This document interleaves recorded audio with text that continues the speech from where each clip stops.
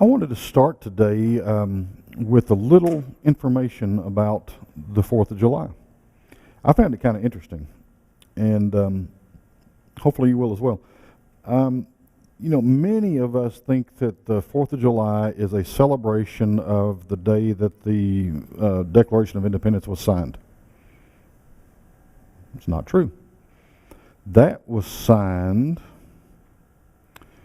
on, where'd it go? I forgot, I lost my place here already. That was signed in August of 1776. Some people think that it was this is a celebration of the day that we declared our independence. That is not necessarily true, because that happened in November. Was the day that we delivered that to Great Britain. Let's see, what else was it? Continental Congress decided to declare, oh, I'm sorry, that happened in July. I got confused there. That happened in July, July 2nd. It wasn't the day that we started the American Revolution. That happened in April of 1775. I didn't realize there was that much of a gap between the start of the Revolution and the Declaration of Independence. It wasn't the day that Thomas Jefferson finished writing it. He did that in June of 1776. So what is today all about?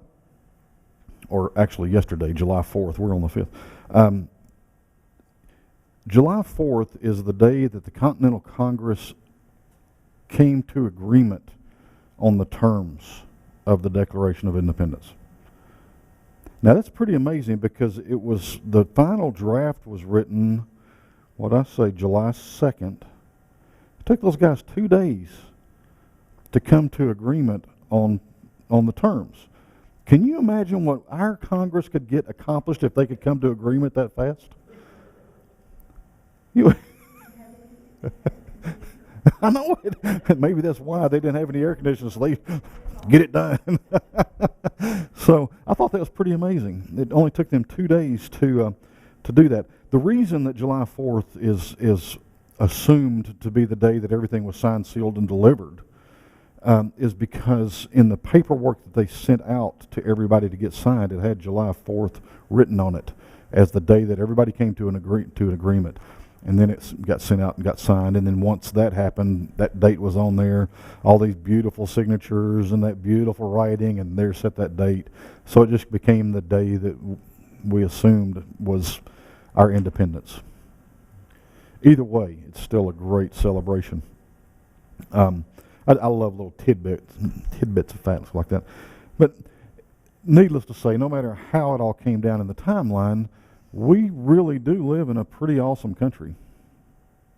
We really do. Now, there's a lot of people right now that don't necessarily agree with that. They don't see it as real awesome.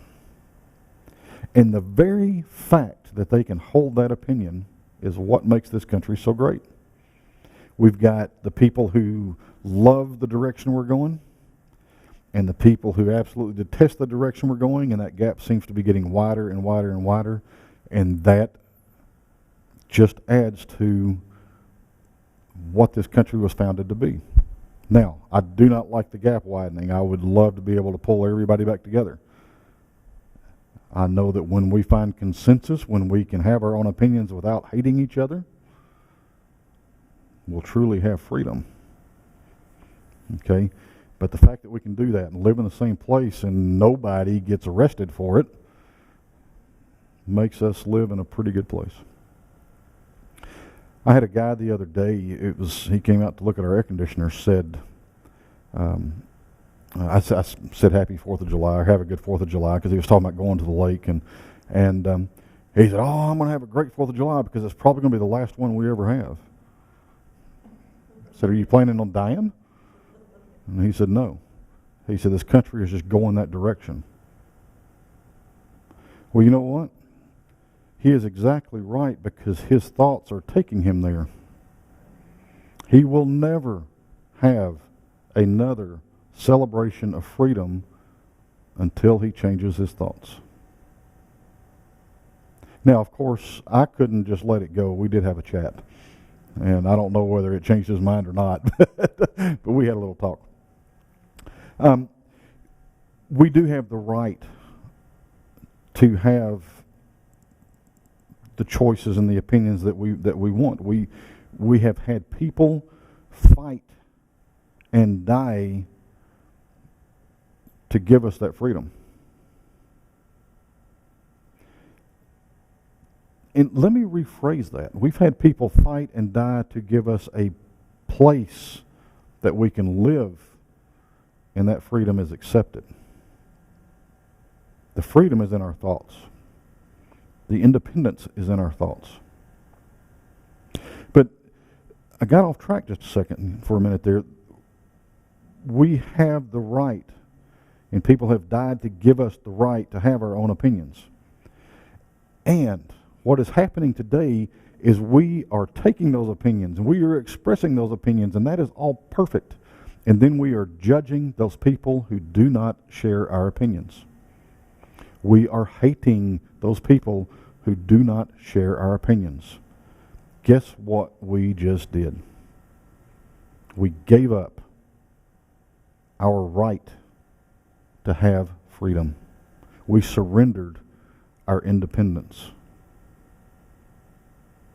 Anytime we fall into judgment, anytime we fall into I'm right, you're wrong, we forfeit our own freedom. Right now in the news is the gay marriage thing. That's huge right now. We are on opposite ends of the spectrum in many cases. The people who are for it see it as a great freedom. They are independent. They have the right to do it. And if they are hating the people against it, they're surrendering their right to that freedom. Not necessarily the freedom to get married, but they're surrendering their right to be free. Flip it. The people over here who are totally against it, in the name of religion, that is wrong. Okay, that's what I'm hearing. I don't agree, but that's what I'm hearing. They give up their freedom because they're judging. Freedom, independence, liberty, it is in our thinking. It is how we think. I know I use Viktor Frankl many, many times as an example. He was a wonderful example. He was in the Nazi concentration camps and refused to give up his right to freedom. He refused to give up his right to independence. He continued thinking the positive thoughts that he knew empowered him. He continued to think the positive thoughts that gave him independence from the situation that he was in. And guess what? He survived. And he changed the lives of the prisoners around him. And he changed the lives of the guards around him. Our freedom, when we allow it to be our thinking, when we allow it to be our truth, when it is tapped into our highest good, radiates from us, and people can see it. I live in the United States of America. I live in a place that says I have freedom.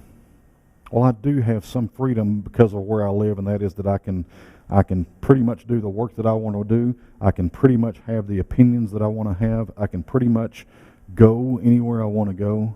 There are a lot of freedoms given to me because I live in this country. There are a lot of freedoms given to me because people have died to make it so. But the freedoms that I have, that nobody gave me, that nobody can ever take away from me, are given to me by God. It is my oneness with God. You know, we talk about, or some religions, if you will, talk about you have to do this because this is what God says. You have to do this because this is what God says. You have to follow these rules. You have to follow this set of standards. As I was thinking about this morning, I was thinking about that poster that Luana shares with us, and all of those beautiful religious leaders, those spiritual leaders, is probably a better way to say it, they did not. Yeah, these folks that are on this, Jesus and Buddha and Krishna and yeah, yeah, and Mother Teresa, and just the list goes on and on and on. There's many, many, many great people. Martin Luther King would be on there. Nelson Mandela would be on there. Dalai Lama would be on there.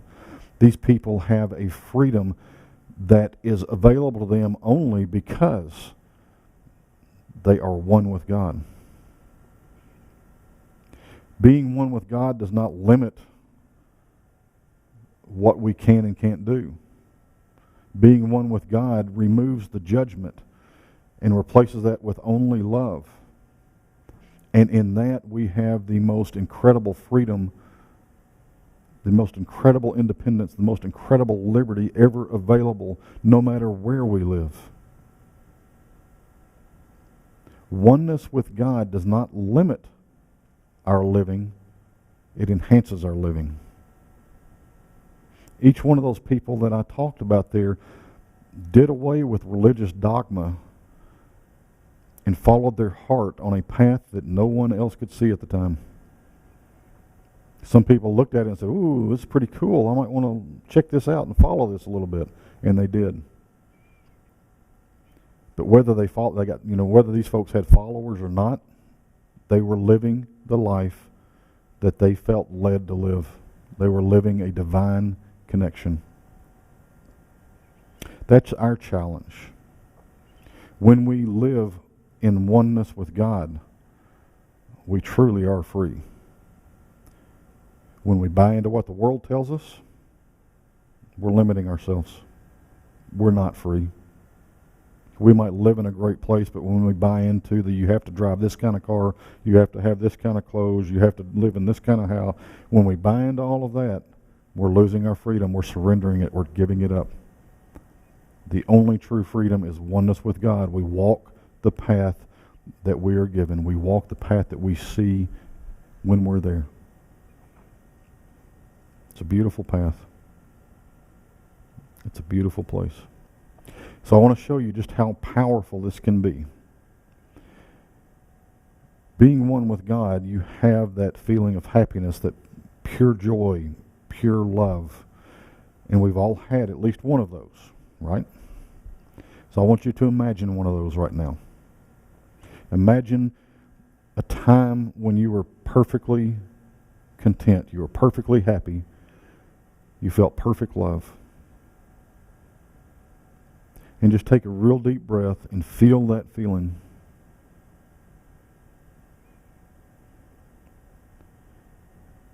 Okay, what I want you to know about that is your mind and your heart feel that. They know that to be a truth. And they cannot tell the difference between what you just imagined and what really happened. Being one with God allows you to tap into that feeling anytime, anywhere. You can be in a maximum security prison and be totally innocent and only be able to move around in a 6x8 cell all day long. Well, you can be totally innocent or perfectly guilty, whichever one, but you can be stuck in that cell, not able to move around, and you can take your mind and your heart to that place. You're perfectly free. In oneness with God, you can never be confined. You can never lose that freedom. You can only give it away. So, on this weekend that we're celebrating the 4th of July, that we're celebrating Independence Day, take it a step further. Celebrate your own freedom. Celebrate the freedom that you get by being one with God, because that is truly the only freedom that we have. Thanks.